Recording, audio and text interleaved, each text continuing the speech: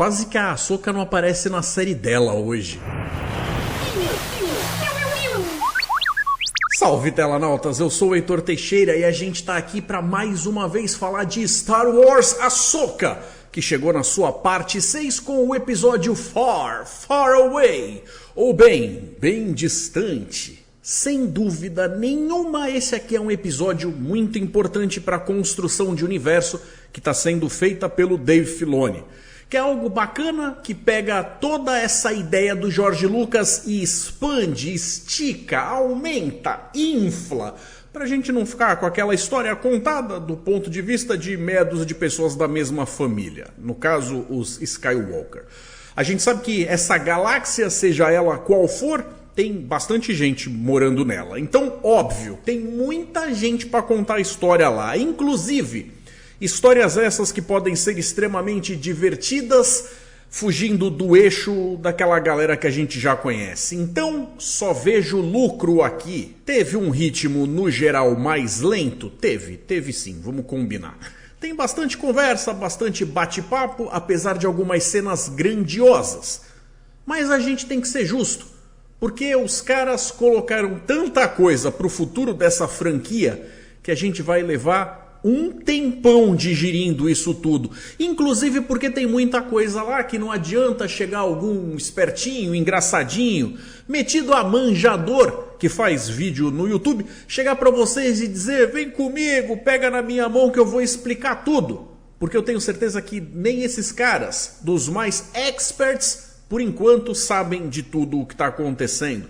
Essa trama está sendo montada aos poucos, e isso é algo que eu vejo como sendo um grande risco que se toma quando se resolve contar uma história sem se ter absoluta certeza da longevidade do material que você está usando para contar essa história.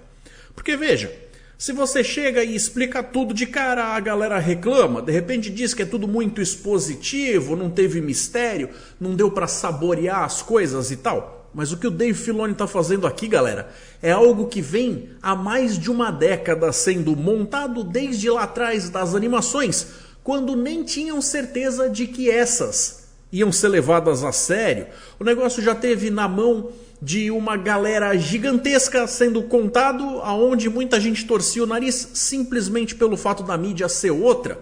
Tem esse negócio da galera não gostar muito ou não acreditar que animações possam ser levadas a sério. E tem tanta coisa aqui que nasceu lá atrás que eu acho até que para quem nunca assistiu nada das animações dá para entender a história, mas com certeza a pessoa perde um monte de alicerces do porquê que a história é tão bacana, ou quais são as promessas feitas, as coisinhas que geram as teorias e tudo mais.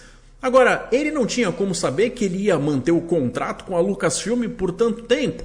Então ele deve ter um caderninho de ouro guardado em algum lugar com várias anotações que, é claro, estão sempre sujeitas a receberem pequenas modificações para caberem nos novos planos de como a franquia está seguindo. Até porque ela está sendo escrita a muitas mãos e ele não tem controle sobre tudo. O cara faz parte de um núcleo apenas. E o que tem de gente querendo que ele venha a substituir a Kathleen Kennedy não está escrito. Porque a mulher pisa porque anda. Parece que tudo em que está metendo a mão tem o troque de Midas ao contrário. Não sei. Não sou hater de ninguém. Mais ou menos. E além de toda essa importância para fazer uma renovação, manter um frescor e talvez até servir como um ponto de ligação com as sequels, que para poder fazer algum sentido vai precisar de um monte de remendo, eles acabaram contando com essa coisa de trazer personagens que estavam sendo aguardados há muito tempo. No meu caso, estava aguardando o Tron desde a década de 90, no mínimo, quando ele estava naquela trilogia que depois foi descanonizada. Mas o personagem é incrível e eu vou ter um bocado de coisa para falar a respeito do que eu achei dele na versão live action. Então vem comigo, galera. Deixa o like aí, por favor. Aquele joinha aí maneiro que não te custa nada e é tão importante para eu manter o meu trabalho aqui nessa plataforma. Por favor, considere se inscrever e ative as notificações para sempre ser informado dos lançamentos de novos vídeos aqui do canal. Quem é inscrito fica sabendo de novidade antes de todo mundo. No final desse vídeo aqui vai ter o momento dos telanautas, onde eu vou ler e responder, comentar as participações da audiência. Se você estiver curioso ou curiosa de como é que faz para participar, todos são bem-vindos. É só dar uma olhada nas regras que estão na descrição do vídeo. E no vídeo seguinte eu acabo falando do episódio dessa semana, como a gente sempre faz. O único vídeo que eu acabo mudando essa regra é quando chega no último, porque eu não faço um momento dos telanautas separado. Para isso eu precisaria de uma enxurrada de comentários que valesse a pena de verdade. Então é com vocês. Se vai ter um dessa vez ou não, vai depender de vocês, meus queridos e minhas queridas. A partir desse ponto aqui eu vou fazer comentários pontuais de tudo aquilo que eu achei que se destacou no episódio, com spoilers. Então estejam avisados, quero ver ninguém chorando depois. Ah, ele estragou a minha surpresa, este gordinho é muito malvado. Nada disso. Combinado? A gente começa bem da onde o episódio anterior parou e a gente vê que, já que as distâncias são realmente muito maiores do que de dentro da galáxia comum de Star Wars de um lado para o outro, que a gente via um hiperespaço de um determinado jeito, aqui eles mostraram um outro tipo, um outro visual, que ficou belíssimo, ficou uma coisa muito bacana, muito maneira, que tanto eu posso dizer que ficou animal, porque ficou legal pra chuchu, como eu também posso dizer que ficou animal, porque é uma versão orgânica, que não depende de motores de nenhum tipo. Então a gente consegue sentir que tem essa diferença só no visual que enche a tela, e eu achei muito gostoso de ver a conversa que rola entre a Ahsoka e o Huyang, enquanto a gente vê esse visual lá fora. No meio do papo deles, é claro que a gente acaba pensando, quando ele fala a respeito das histórias que se ouvia na época do templo, da Ordem Jedi, aquele negócio todo, os ensinamentos que, quando ele divide em 3 partes, a gente sabe que são de épocas diferentes. A quarta já seria mais ou menos a respeito da fase atual, então é como se quem está vivendo neste momento estivesse vivendo e escrevendo a história. Então eles acabam citando esse papo de uma galáxia muito distante, que todo mundo sabe que meio que faz as vezes do Era Uma Vez no conto de fada de Star Wars.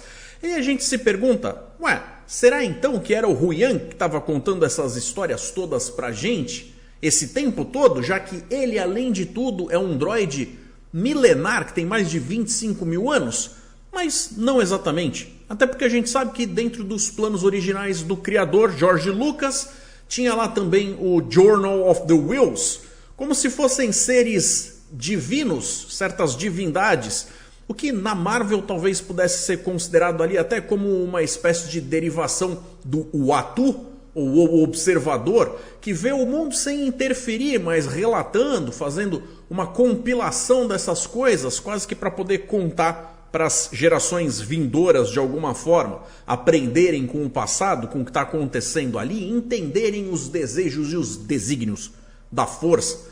Então deixar essa coisa da história estar sendo contada para a gente por um narrador não identificável ajuda a manter um pouco desse negócio da gente se sentir sendo embalado por algo que está no berço da fantasia e não direcionar isso para um personagem específico que pode passar por algum tipo de perigo que, em dado momento, pode não vir a fazer lá muito sentido caolar na história ou fazer parte de um conto que não vai agradar todo mundo. Então manter a gente mais afastado desse narrador, desse locutor, talvez seja o caminho mais inteligente no fim das contas. É claro que ainda na nave a gente tem lá a Sabine, toda chateada com aquele papinho dela de tínhamos um acordo. Ela se enfia no berço, no covil dos bandidões. E aí quando a coisa não sai exatamente do jeito que ela estava com vontade que acontecesse, ela fica chateada. Pois é, Sabine. É aquele papo do diz-me com quem andas e eu te direi em que celas dormirás. Porque no fim das contas, agora neste momento você não chega a ser bem uma convidada. Você meio que é carga. Então fica de boa aí, abaixa a bolinha, menina. E dá graças à força que você ainda está viva. Que fez caquinha. Ao chegar lá então do outro lado, é claro que quando a gente vê a superfície desse novo planeta, que antes da gente ver a superfície a gente já vê algumas coisas bastante dignas de comentários que eu não vou fazer aqui. Porque tem uma pilha de coisa para ser comentada. Mas de qualquer forma, quando a gente chega lá e vê aquelas estruturas com as pedras e tal, que no vídeo que falou do planeta anterior, eu chamei aquilo de meio uma imitação ali de Stonehenge. A versão daquilo aqui parece ainda mais imponente, porque pelo menos está recebendo algum tipo de manutenção, já que tem gente usando esse lugar aí. Quando você olha no Airbnb de Star Wars, você vê que está ocupado. E a gente vê então essas bruxas da força, as bruxas de Dathomir, que na verdade dessa vez, ao invés da gente ver as irmãs da noite, a gente vê as grandes mães da noite. Então a gente está se aprofundando nessa hierarquia que tem a ver um pouco com algo ali de uma espécie de ordem religiosa.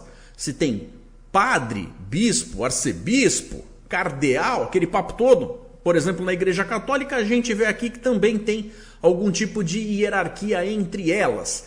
E aí no meio de tudo que elas comentam no episódio, inclusive as coisas que saem da boca da própria Morgan Elsbeth, a gente é levado a crer que não é que essas que estão aí são as que acabaram meio naufragadas de uma vinda lá da galáxia que eu vou chamar de comum. Na verdade são aquelas lá que acabaram migrando daqui, porque esse é o ponto de origem. Toda a história parece ter uma ligação com esta galáxia muito distante do título do episódio. Talvez dê para dizer, inclusive, que muitas das coisas que influenciaram as histórias que a gente vê normalmente na franquia possam ter tido uma origem para cá também. O que, de certa forma, justificaria que nesse papo dessa linha, desse telefone sem fio, algumas informações tivessem se perdido. E aí a gente pode ter histórias sendo contadas que foram mal interpretadas, gerando assim justamente as tais das histórias Legends. Ao trombarem com a patotinha que vem junto com a Morgan, elas acabam tentando descobrir quem é essa galera, dessa entourage que está junta ali, e acabam olhando para Sabine e dizendo, ela fede a Jedi. Ou seja, a própria Sabine pode não ter completado o seu treinamento, pode não ter a força tão alta como ela gostaria de ter para poder manipular as coisas, fazer os golpes que os Jedi sabem fazer, os truques mentais e aquele papo todo, mas tem alguma coisa nela já que foi mudada com o passar do tempo. Seja porque ela de fato está fadada a ter isso desperto dentro dela mais cedo ou mais tarde, ou pelo contato que ela teve tanto com o Kanan como com a própria Ahsoka com o passar do tempo, inclusive com o Ezra, por que não? Então, de alguma forma, ela tem ali dentro o suficiente de pista de que ela vai por um caminho que as outras reconheceram muito imediatamente e sabem o quanto isso é perigoso. Até por isso, então, elas fazem lá a magia das bolinhas e acabam levando a moça para uma outra cela. Tadinha, tá de saco cheio já de ficar presa. De qualquer forma, nessa cena, eles acabam dando uma provocada. Quando ela lá, com a mãozinha esticada, tenta fazer aquela provocação de se ela tá com a força ativa ou não, mas a gente vê que, na verdade, a pedra tremendo, aquele papo todo, não tinha nada a ver com o poder dela. Era só uma nave grande, bem grande, chegando. Nave essa que é o Star Destroyer Chimera, pertencente a um certo grande almirante, que tem pele azul, olho vermelho e roupa branca, porque a gente está prestes a ver a triunfante entrada do Almirante Thrawn em live action finalmente. A gente chegou a ver uma versão dele, obviamente, nas animações, mas agora a gente vai poder falar se ele condiz ou não com as coisas que foram imaginadas nos primeiros livros escritos pelo Timothy Zahn lá atrás, na década de 90. Dá inclusive para reconhecer esse Star Destroyer como justamente sendo o dele, porque tem o símbolo dele pintado embaixo no casco. Galera, como eu sei que a expectativa normalmente é uma das primeiras portas que se abre para decepção, eu tô tentando me manter controlado. Mas eu gosto tanto do personagem do Grande Almirante que eu obviamente tenho alguns achismos, algumas coisas e bases de comparação que se eles não entregarem algo pelo menos próximo do que eu estou esperando, é evidente que uma partezinha de mim vai ficar chateada, tristonha. Mas o que eles têm que fazer para conseguir deixar o Heitorzinho mirim que existe dentro do meu peito feliz, não é tão difícil assim. Esse personagem é um tipo de vilão, sim, ou antagonista, como queira, mas a graça e a beleza dele, para você ver ele funcionando na tela, é que ele não pode ser simplesmente mal igual pica-pau, sim porque sim. Ele tem que ser um cara motivado, mas ele tem que ser um cara astuto, inteligente, que consiga perceber certas nuances E como aqui a gente não usa o recurso de ouvir o que está dentro da cabeça dele, a linha de raciocínio dele, eles vão ter que arranjar um jeito de mostrar pra gente como é que ele está vários passos à frente dos outros personagens, com nuances e sutilezas que eu não sei se são assim tão fáceis de fazer e de registrar numa série live action. De qualquer forma, esse é um personagem que tem tanto potencial que, se ele não for minimamente bem utilizado, vai ser um dos maiores desperdícios da franquia, acreditem em mim.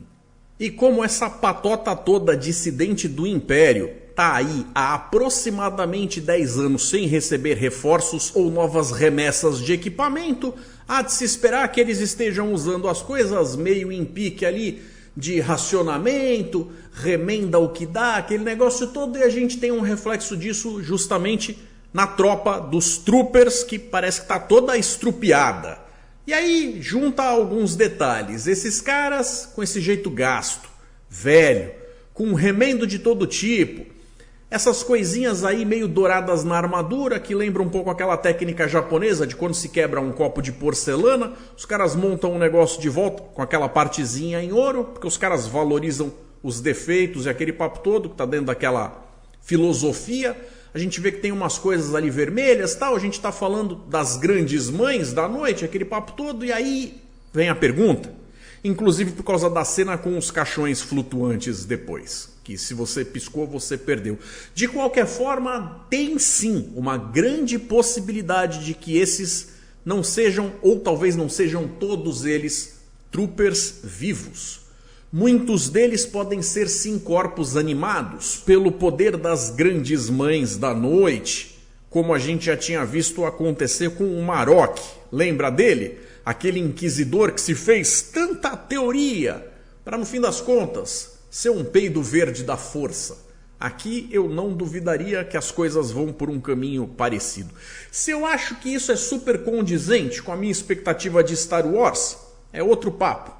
Mas com certeza está na mente do Dave Filoni. Então, eu não ficaria surpreso. Outra pergunta que por enquanto a gente só pode especular, porque certeza mesmo a gente não tem.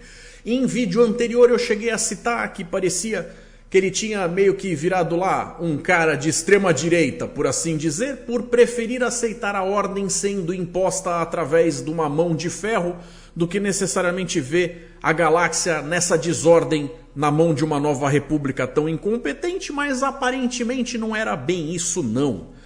Talvez tenha um pouco disso, mas eu já não coloco todas as minhas fichas exatamente nessa aposta. O que parece é que ele está falando muito aí a respeito de um tal de fim de ciclo, já que, principalmente, como eu já tinha dito antes também, a gente está falando de Star Wars, uma franquia que é baseada na existência de guerra. Não teria como a gente ter uma franquia inteira numa galáxia inteira durante tantos períodos milenares se fossem momentos tão curtos de guerras pontuais. Parece que é um conflito que sempre arranja um jeito de se manter. Ele pode mudar o foco, pode mudar o mocinho ou o vilão, mas sempre tem um motivo para essa galera estar tretando de alguma forma. Então, como ele chama isso, são ciclos que vão e vêm. Ora é uma república, ora é um império, mas não importa. Nada dessa galera aí nos interessa. E aí, com ele falando a respeito de um poder que tem nesse planeta, Perideia, Perídia, como queira, aparentemente tem um algo aí que é o poder que está dando para ele a impressão de que ele vai conseguir dominar para fazer o que ele quer. Mas eu já falo um pouco mais sobre isso daqui a pouco. No papo então do Thrawn e da Sabine, a gente vê quando ele escuta as coisas que fizeram ela fazer o que fez e acaba meio surpreso perguntando para ela: você colocou em risco o destino da galáxia inteira por causa da sua crença? E ela fala para ele: você não entenderia, o que é muito irônico, já que para quem está um pouco mais inteirado em relação à história pregressa desse cara, a gente sabe que tudo que ele fez até agora foi só porque ele estava fazendo isso por causa do povo dele, os X. Então o cara sabe bem ou como ela se sente. Pode não concordar, mas ele entende. Cumprindo então com a promessa mequetrefe que foi feita para essa mulher, eles dão uma montaria e deixam ela ir embora para procurar o tal do Ezra, que aparentemente nesses últimos quase 10 anos... O Tron, que é inteligente pra chuchu, conseguiu manter ele próprio vivo e a tropa que tá com ele. Conseguiram colocar a nave funcionando pra, né? Quando chegar a hora do vamos ver como é que fica, ela tá minimamente bem pra ser levada pra combate. Mas achar o Ezra mesmo que era bom, por enquanto nada. Então tá ele ali com aquele espírito de usar o velho teste, o velho truque de vamos mandar alguém que provavelmente teria muito mais facilidade, inclusive seria deixada se aproximar pelo nosso alvo, já que ele também gosta dela e aquele negócio todo. Como foi dito para ela, o caminho é cheio dos nômades, que as tribos de cá atacam as tribos de lá. Todo mundo tretando o tempo inteiro. Um negócio meio Mad Max ali e tal. E aí quando esses caras aparecem, ficou bastante evidente toda a influência de um certo Japão feudal ali nas vestimentas deles, aquele negócio todo. Mas no comportamento deles, eu achei que o que eles mais se pareceram foram com o povo de areia mesmo. A gente não teve Tatooine no episódio, mas de forma espiritual, pelo menos, de algum jeito, tava aqui. Aí para se defender, a pizza Sabine, meia mandaloriano, meio Jedi, acaba distribuindo pancada para tudo quanto é lado, e quando vê que vai precisar de uma forcinha extra, puxa o sabre de luz. E é então que a gente vê que ela domina ambos os tipos de luta em níveis bastante diferentes. É claro que ela fica mega desapontada com a montaria que entregaram para ela. Porque o bicho, que eu nem sei porque que aceitou ela assim tão de bate-pronto, se nunca olhou na cara dela antes na vida, acabou se acovardando e se afastando, deixando ela ter que passar por todo o perrengue sozinha. Ela não esqueceu disso e vai ser marrenta com ele por um bom tempo. Provavelmente deve ter alguma coisa biológica, fisiológica, ou talvez até meio que no instinto desse animal aí, de querer estar por perto daquele que foi indicado como sendo o seu mentor ou a sua montaria da vez. Mas de qualquer forma eu achei que o elo que foi gerado ali foi meio gratuito e meio do nada. Vocês não concordam, não? É aí então que nesse papo dela tá discutindo com a tal montaria, a gente vê a historinha da Sabine de Neve e as 7 pedrinhas. Sendo que aparecem esses carinhas aí, que tem uma cara meio de bichinho do mar, com aquela casquinha, que é uma mistura de Ewok com tartaruga ninja, com outras tantas coisas que eu não sei nem colocar na lista. Mas, mesmo sendo familiar pra gente o estilo do bichinho, que tem uma parada ali meio de natureba, ligado com o ambiente à sua volta, tal, também precisa ter a sua confiança conquistada e com o passar do tempo, possivelmente até sendo facilitado pela força, que ela talvez esteja usando de forma inata, não sei, ela acaba conseguindo gerar vínculo o suficiente para ganhar a confiança de um deles, até porque o símbolo que ela carrega na ombreira já foi visto por ali. Mas como? Já que a gente não está falando só de um outro planeta, a gente está falando de outra galáxia. Muita coincidência, né? Então, quando ela percebe que ele já viu aquele símbolo antes, ela obviamente pergunta aonde está o Ezra. Me conta, menino, me conta agora, se a Sabine quer saber. Corta e dá um salto para o diálogo entre o Skoll e a Hati, que foi um diálogo interessante, já que a gente sabe que ela é a aprendiz dele, mas a gente normalmente não passa tempo suficiente com esses dois para ver essa troca de mentoria entre eles. E aí ele começa a comentar sobre todas aquelas coisas que eu estava falando agora há pouco, sobre o poder, como isso é passageiro, efêmero e como essas coisas não fazem parte do interesse dele.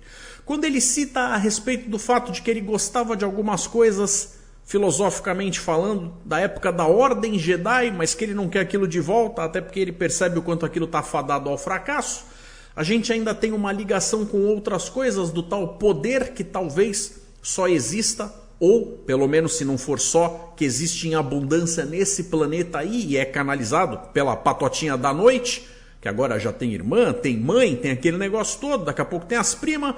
A gente sabe que ele deve estar tentando conseguir colocar a mãozinha dele em algo que vai dar algum tipo de vantagem. Como a gente viu a própria Ahsoka em algo que pelo menos lembrou muito o Mundo Entre Mundos, porque a essa altura do campeonato eu não sei se a gente pode dizer que aquilo de fato era o Mundo Entre Mundos. A gente sabe que aquilo lá abre margens para a gente poder ter algo como viagem no tempo. Sendo que esse tipo de conceito mais hardcore de ficção científica não costuma estar presente no meio da fantasia de Star Wars, mas agora de algum jeito foi amarrado à possibilidade de se alterar eventos. Então, de certa forma, será que o que esse cara, o Baylan Skoll, tá interessado em ter a mãozinha dele é no botão do reset da franquia? Para poder criar uma espécie de linha do tempo alternativa e jogar algumas coisas que talvez a Disney tenha se arrependido para esse lado? Ou resgatar outras possibilidades? Ou de repente começar do zero? Não sei, mas eu não descartaria. Só lembrando que os dois estão juntos em campo, no fim das contas é justamente para seguir a Sabine, já que ela está atrás do Ezra e ela tem mais chances de chegar no próprio do que eles dois se eles fossem sozinhos. Então é para isso que eles estão aí. Corta para e é então que nós chegamos na Vila das Pedrinhas. Aquelas criaturinhas que estavam lá atrás e acabaram levando a Sabine. Aqui eles parecem também ser outro tipo de nômades, já que a gente vê que tudo é improvisado e facilmente arrancável do chão. Que eles não devem criar raízes metafóricas ou literais por muito tempo em lugar nenhum. O que deve ser inteligente em se tratando de um mundo onde tem inimigos e bandidos para tudo quanto é lado, mas faz um pouco menos de sentido se você quer fugir da escassez, porque você acaba não aproveitando coisas como agricultura e afins. E é assim, do nada, sem cerimônia, que a gente acaba encontrando o Ezra barbudo, num encontro que, se vocês me perguntarem, eu vou dizer que achei tremendamente frio. O que a única coisa que explicaria seria o fato de que ela está com dificuldade até de acreditar que o momento seja verdade. Porque ela deve ter pensado nisso durante tanto tempo que ela não simplesmente correu para o abraço. Ela meio que estava em choque. Então assim fica até mais fácil de entender. Teve verossemelhança naquele momento que foi registrado ali. Eu comprei. Cortando mais uma vez para aquela montanha com a torre sombria gigante esticada lá em cima, que está servindo como ponte para dentro do Star Destroyer, as grandes mães da noite acabam usando as visões que elas têm para perceber um fio solto na história aí da realidade, como elas chamam e tal, e acaba dedurando a chegada, a aproximação da Ahsoka para o grande almirante Smurf, maconheiro do zóio vermelho. Que mancada! A Elsbeth tinha dito para ele que a Ahsoka tinha morrido. Mas é porque o Baylan tinha dito pra ela que ela tinha morrido. E aí ele fala, mas peraí também. Não é assim. A gente não pode acreditar fria e cegamente em tudo que a gente escuta. Assim, então, até segunda ordem, a gente acaba pensando que ela tá viva, ok? Inclusive, vamos fazer o seguinte. Importante mesmo é voltar pra nossa galáxia, onde eu vou fazer a coisa acontecer. Aqui, se a gente tiver que deixar a Sabine para trás, o Ezra para trás, o Baylan para trás, a Hat para trás, não me importo. Mas, se tiver alguma baleia Purgle se aproximando do planeta, eu quero que você atire nela. É então que ele vira para as grandes mães da noite e diz que vai precisar da magia delas, a magia sombria delas mais uma vez. E eu tô pondo minhas apostas em mortos-vivos. Mesmo tendo um ritmo que eu tenho certeza que não foi para todo mundo, foi um episódio divertido e intrigante. Que a quantidade de coisa que eles trouxeram pra gente pensar é tão grande que eu ainda não tenho a minha opinião formada sobre tudo. Até porque eu prefiro ser aquela velha metamorfose ambulante. Não é isso? De um jeito ou de outro, tô gostando dessa série bem mais do que de outras tantas que vieram aí até agora, que acabaram escorregando no tomate caolá, ou pelo menos em alguns pontos, ainda que não tenham sido de todo ruim. Mas essa aqui está bastante acima da média. O que vocês pensam? O que vocês acham sobre isso? Vocês estão gostando de Ahsoka? O que vocês acharam das sequels? Vocês acham que o que eles estão mostrando aqui vai facilitar essa amarração com o que vai vir lá? Pra gente entender como é que a queda do Império na trilogia original vai acabar dando margem para, durante todo esse período de lacuna, acabar tendo o retorno na forma da Nova Ordem, ou da First Order, da Primeira Ordem, lá no episódio 7. Vocês acham o quê? Contem pra mim, tô curioso pra saber. E finalmente nós chegamos então no momento dos telanautas. E agora eu vou ler a respeito do que o pessoal de casa achou a respeito do episódio anterior, que eu tava fanboyando com gosto. porque foi um tremendo episódio bacana, divertido, que me deixou felizão. Então vamos ver o que o pessoal falou. O Gervásio mandou: Meu Deus, amei esse episódio, pois toda a essência da força de Star Wars foi nos dada aqui e isso aqueceu muito meu coraçãozinho nerd. Dave Filoni realmente conseguiu me conquistar com esse roteiro e direção. Agora estou super curioso como vai rolar a trama dessa série no 6º episódio em diante. Gervásio, olha só, o cara aparentemente não dá ponto sem nó não. Inclusive ele tá parecendo ser bom em pensar a longo prazo. Porque tem um monte de coisa aqui que ele já podia ter deixado quieto há muito tempo para não se comprometer, porque não tem certeza do que vai acontecer lá na frente, que a gente vê que ele tanto está reforçando ideias anteriores do que ele tinha nas animações, como está plantando um monte de coisa possivelmente bacana, para a gente ter um terreno fértil para contar novas histórias no futuro, com os mesmos elementos que a gente estava acostumado, mas de uma forma onde eles vão dar frutos de uma forma nova, com frescor. Que a força esteja com ele. O Fabrício Quirino também mandou pra gente: excelente episódio. Você acha que essa adaptação abre margem para uma série live action de Clone Wars? Quirino, nunca se sabe, mas o que a gente tem que pensar é uma série com exatamente os elementos que faria com que a gente assistisse feliz da vida, sairia uma fortuna. Esse negócio de ficar aplicando técnica de rejuvenescimento no ator não é algo que eu acho que eles fariam numa série toda. Numa série pontual, num episódio ali para você poder fazer a galera babar e comprar o projeto como um todo, tudo bem. Mas diga com honestidade para você mesmo, se eles fizessem essa história com outros dos personagens que aparecem em Clone Wars, com alguns dos outros mestres Jedi antes da Ordem 66, é claro, você ia gostar de acompanhar essa série? Você ia gostar de ver as coisas meramente pela ótica dessa Ahsoquinha aí, onde ela só conversa com o Anakin através de rádio ou com participações muito rapidinhas? Não sei. Outra, tem que ver também que para fazer toda a grandiosidade de lugares, naves, cenários, figurinos e tudo mais que a gente teve ao longo de todo o período de uma série inteira, que tinha 22 episódios às vezes por temporada, não sei se os caras têm bala na agulha para isso tudo. Mas de qualquer forma, como eu disse, nunca diga nunca. E o Não Entra Numas Meu mandou o seguinte texto: pareceu-me que a aparição do N foi real. O mundo entre mundos permitiu que ele aparecesse e interagisse com a mente da Ahsoka. O que me faz pensar nessa hipótese e não na de que ele é um construto da mente dela é uma passagem. Quando ela se nega a matá-lo, ele diz que já tinha ouvido isso. Acontece que, estando 5 anos após a Batalha de Endor, significa que faz 5 anos que o jovem Jedi Luke Skywalker negou-se a lutar contra ele. Não me pareceu uma referência vazia.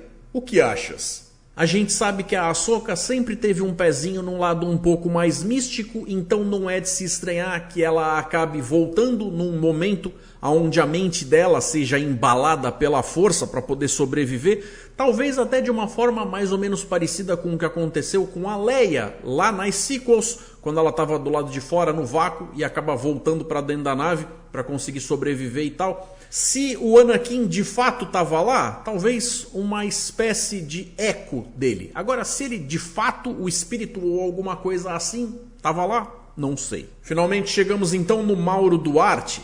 Senti um certo momento Star Trek, quando a Ahsoka quase faz um mind meld estilo Spock e Baleia em Star Trek De Volta para Casa. Você também não acha que essa série tem às vezes um toque Star Trek? Não apenas nessa cena, mas eventualmente em outras também, ou até no geral? Mauro, o que eu diria que você está sentindo não é necessariamente um aspecto Star Trek, mas é um algo que Star Trek bebe muito, que é uma certa ligação com uma certa esperança, com uma forma de agir, de fazer as coisas que tem todo um repertório de outras ideias, como eu estava falando para o nosso querido telanauta anterior. Quase como se os autores e escritores fossem pegar emprestado certas ideias desse pool do inconsciente coletivo para poder trazer certas coisas e montar novas histórias. O que dá originalidade para elas é o fato da personalidade individual de cada autor, mas é claro, você consegue ver coisas muito similares a Star Trek, por exemplo, até em séries que não tem nada a ver com espaço, como The Walking Dead, quando você vê certos personagens se demonstrando corajosos, leais, altruístas, e indo contra o seu instinto principal de sobrevivência para colocar o bem-estar de outros à frente da sua própria integridade física. Então, nesse aspecto, sim, eu diria que a gente vai ver um monte de coisas que lembram Star Trek, que é uma série tão bacana que todo mundo devia ver. Então é isso, galera. Obrigado pela participação de vocês. Será que eu esqueci de algo muito importante que não foi mencionado? Puxem a minha orelha e deixem nos comentários. Pode ser no Responda 2 Pontos também. Eu vou ficando por aqui. Acho que eu cobri tudo que eu tinha planejado para falar nesse vídeo. Um forte abraço, galera. E até mais.